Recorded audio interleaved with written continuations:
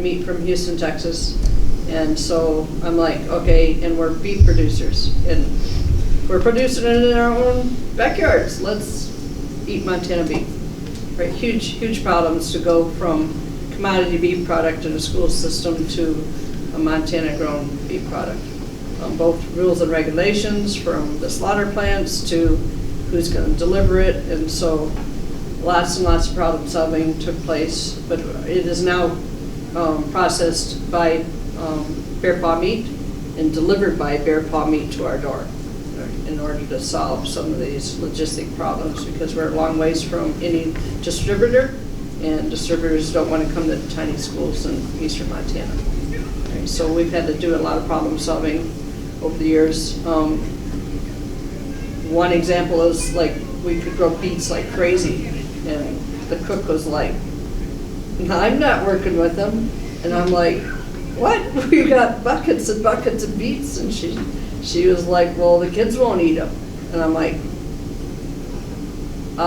let's try, right? I told her, I says, if they won't eat them, I'll come back to the cafeteria, gather them all up, and I'll compost them all, if they won't eat them.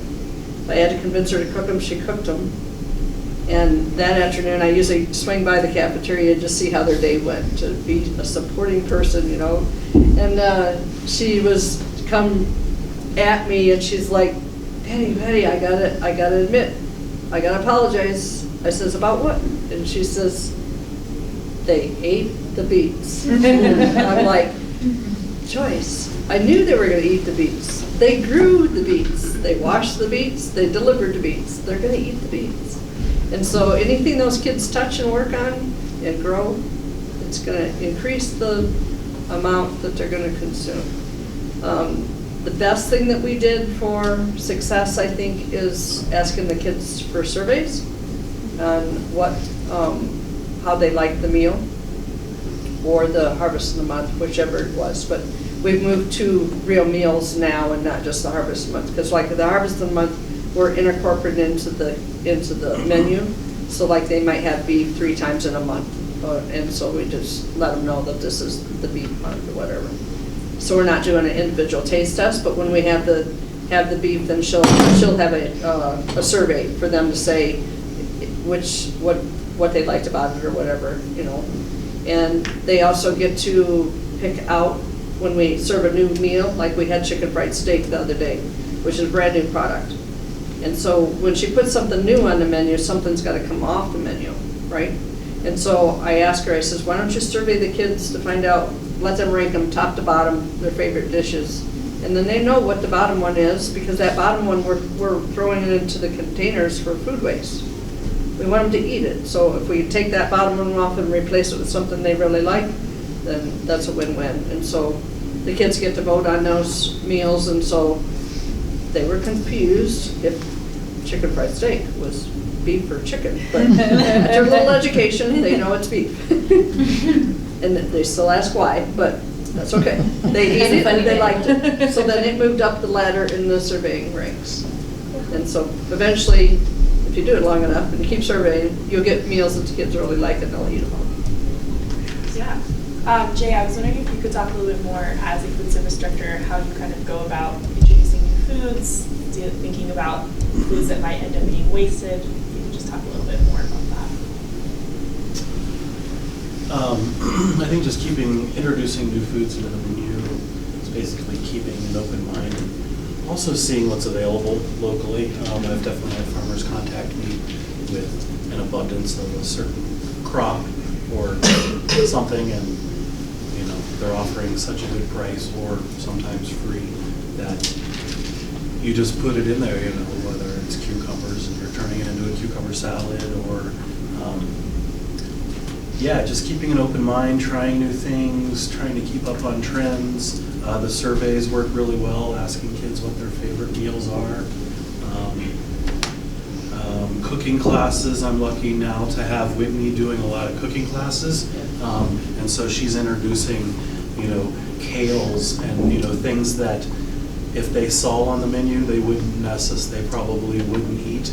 But if they were able to participate in cooking it at a small little level, then putting it on the menu, I think we're kind of just starting to do that kind of thing. I think that's going to help a lot, introduce new ideas. What was this great question? Yeah. Oh, no, one's are there any audience questions? I've got one. Yeah, go for it. We've got our school garden in Polson, but we haven't put anything other than our Harvest of the Month taste tests on the food menu. So is there any kickback that you've gotten with school garden produce versus things that you've had to purchase that have gone through whatever testing or whatever certifications? Like, have you had any issues with having the school garden food being served in the lunchroom? Do you think Jay or me? Yeah, with us being a food service director. Like in terms of like good, like food safety. Food safety. Yeah. No, we haven't run into any issues yet. And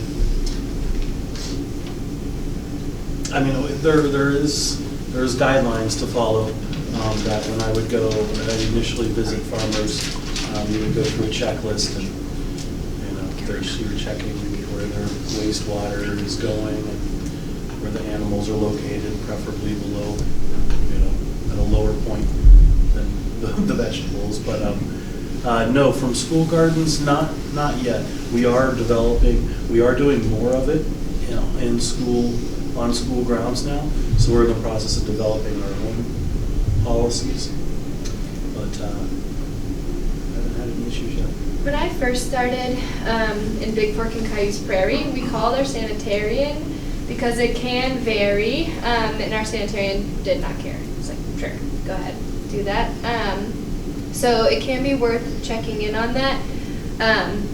And GAP, which is Good Agricultural Practices, is actually a very simple way of ensuring that the food that you're growing is safe. So at its most basic, it's making sure people are washing their hands.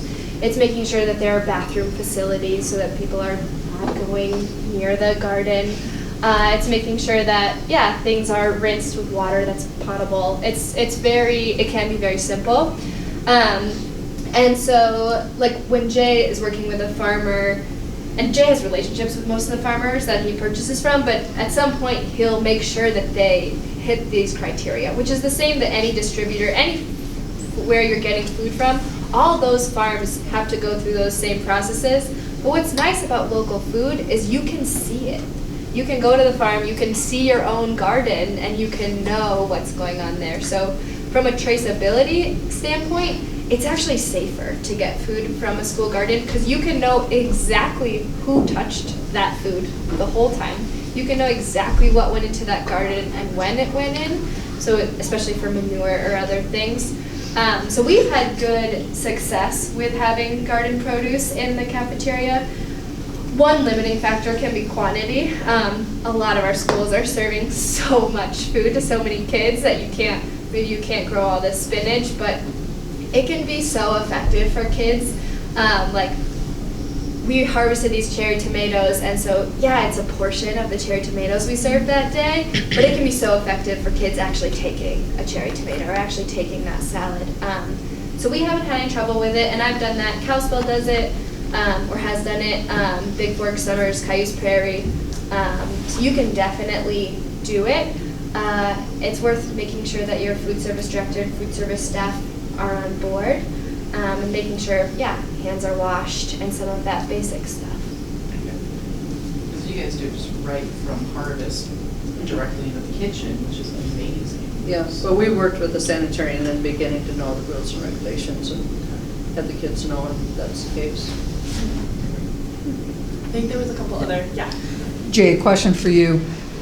How did you go about, as far as, I'm assuming you had to get administrative approval to do the dirt rich, and how did you show that that was going to be beneficial versus, there was a cost, I'm sure, to the school for them picking up versus trash from the, Right. It was actually, if I remember right, I've been doing it for years, it was initiated by a high school group called Free Flow.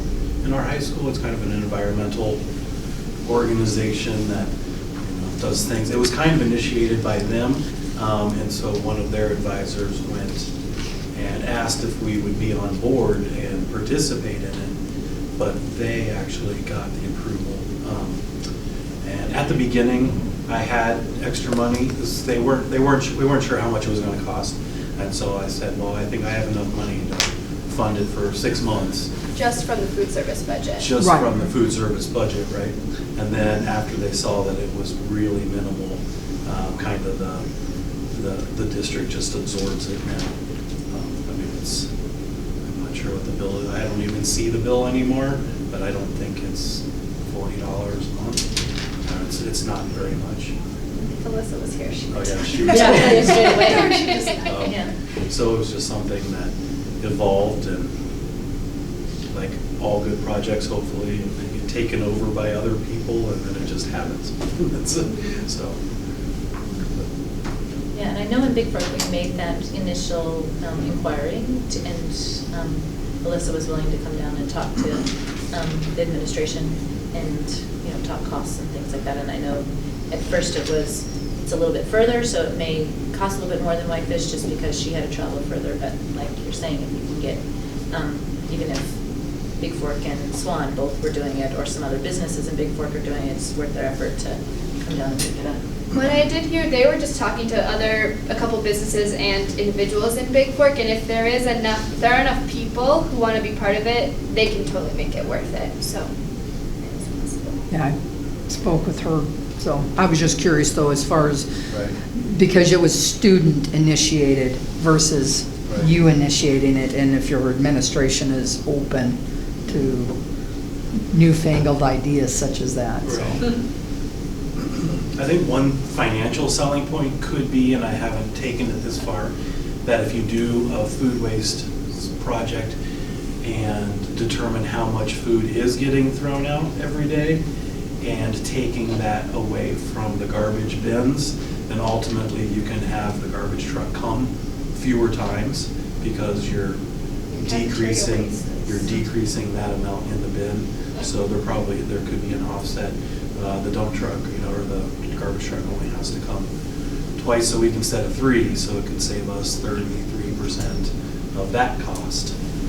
And our disadvantage is that the maintenance crew actually takes the trash to the dump.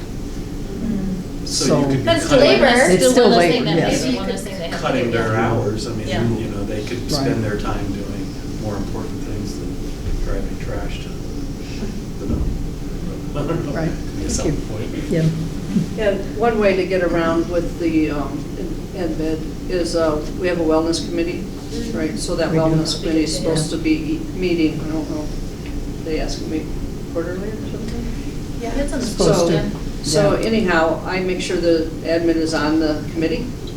And so then they are understanding what the problems are and how we're solving them, who is doing what, and what we're attempting to do.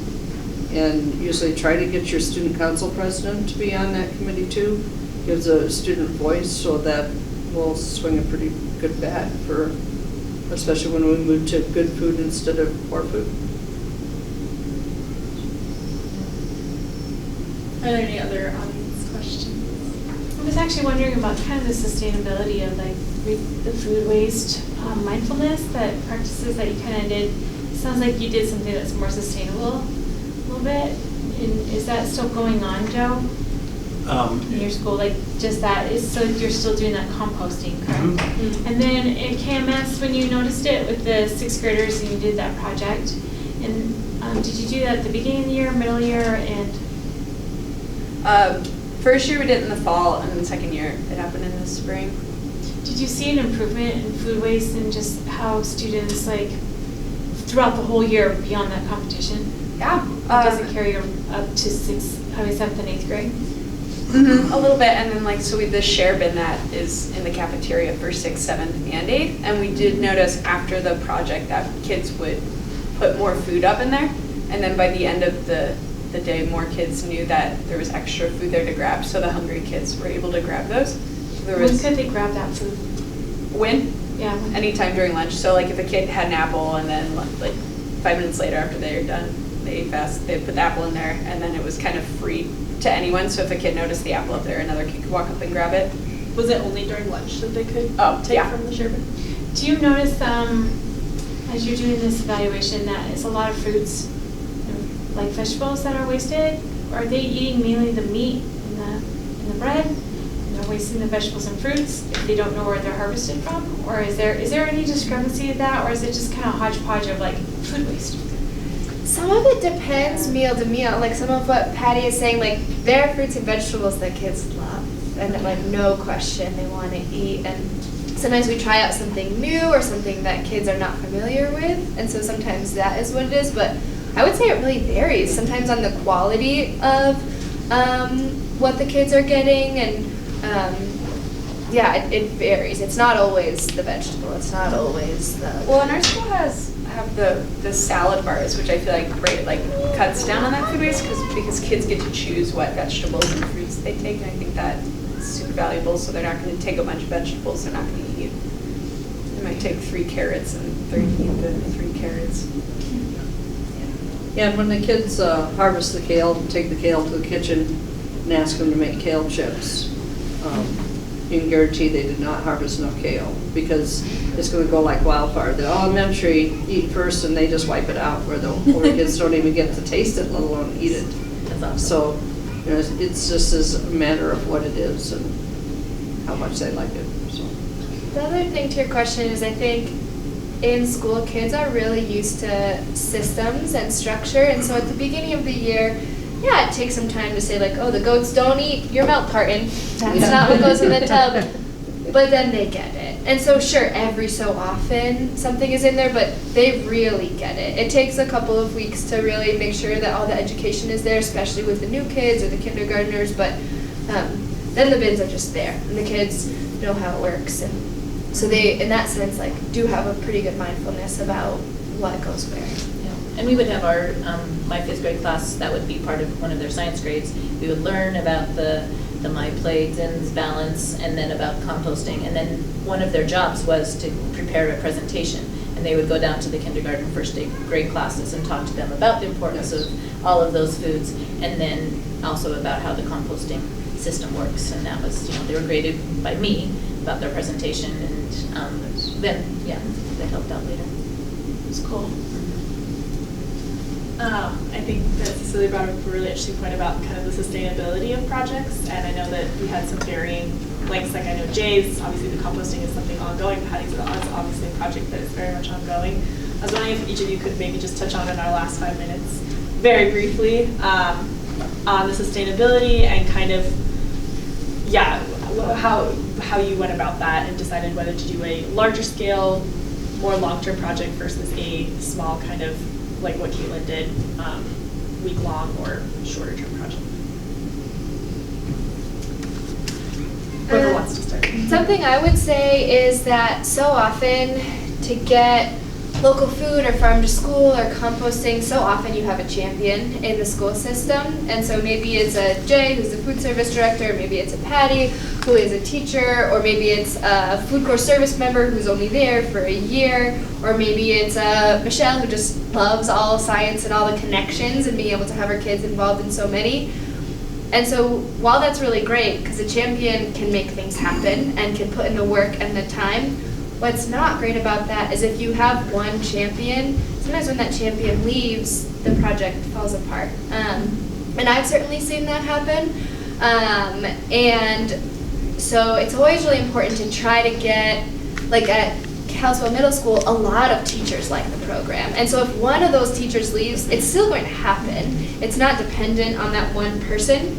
And so I think that's really important. Something that we did in Kalispell at that Central Kitchen Garden is that we brought in a nonprofit that works with youth, CryJ, to do the maintenance on that garden and to do all the composting, and that was necessary. That garden is really big and it's a production garden. The whole goal is to grow a lot of food, and we didn't have the champions in the school to make sure that was happening, but for CryJ that worked so well with their programming and with their kids. So by bringing in that nonprofit, that program is still going on, and I don't think it would be still going on if we didn't have that outside support. So for us, it's really about, making sure that there are multiple stakeholders, and then in Jay's case, like Whitefish doesn't qualify for food court, so Jay found space in the budget to have an educator. And so, I guess like finding the people and finding the ways to make sure that'll keep happening is a huge challenge. But if you do it, it can really work. Right. And in Big Fork, we're really lucky finding some people from the community. So Monterey comes and helps us in our school garden, getting things set up, setting up the watering system and things like that in the garden. And then we also have another master gardener. I think the senior community in any community, right? We have a gal that just loves to garden, and that's she would be there every day if we let her to. And how we coordinated is, there's some teachers that just don't feel confident in teaching some of the gardening things. So she actually has worked with some of those teachers that, this is another one of our master gardeners, Elizabeth. If that we identified one grade level that wasn't super confident, so now she goes in once a week and leads lessons in the classroom with their support and kind of co-teaches with them. So that's, and so now she's there, whether or not the teachers change, we have those master gardeners that help us in the garden, which has been great. I was thinking about our composting program throughout the cafeteria, and I feel like it was really fun to share the problems we had. So like, okay, we have this compost bin, how are we gonna get it to the garden to dump it? And just talking to different school community members, and then, we had our counselor who was like, hey, I have a kid who needs something to do at the time of the day, and he can do that. And just like having those opportunities and giving them, like, I think a lot of our life skills kids help out in the cafeteria, but I feel like that would be like an easy plug to make that sustainable. And then they just started a farm to school program, a farm to table class in our family consumer science class at the middle school. And so now we have like a whole class of kids that would be interested in taking the compost bin up to the garden. So it's like a very easy, nice fix. All right. I think that we're exactly 3:15. Are there any last final questions? If not, I think you're welcome to come and talk to any of these wonderful people. Thank you. Thank you.